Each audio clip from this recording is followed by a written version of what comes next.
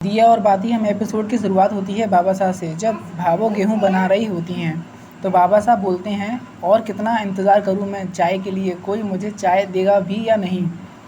भावो बोलती हैं, सुबह से 3 बार चाय पी चुके हो और कितनी बार चाय पियोगे।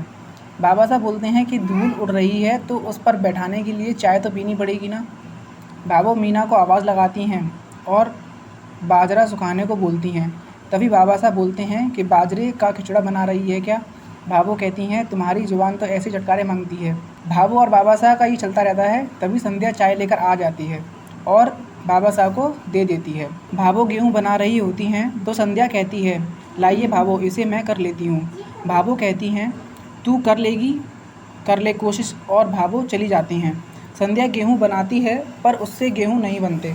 वो बहुत कोशिश करती है पर सब मिक्स हो जाते हैं। सूरज ये सब कुछ देख रहा होता है। तभी सूरज संध्या के पीछे एक टेबल फैन रख देता है और उसे चला देता है, जिससे जब संध्या गेहूँ नीचे गिरा रही होती है तो गेहूँ अलग हो जाते हैं और छिलके अलग हो जाते हैं। संध्या और सूरज दोनों मुस्कुरा रहे होते हैं और हमारा दिया और बाती का सॉन्ग चलता है। फिर भावो आती हैं और संध्या से पूछती हैं, गेहूँ बन गए। जब भावो गेहूँ देखती हैं तो उन्हें यकीन नहीं होता।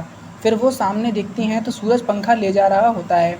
भावो समझ जाती हैं और संध्या से कहती हैं, कुछ काम अकेले भी कर लिया कर। और यहीं हमारा ये एपिसोड ख़त्म होता है। Thanks for watching.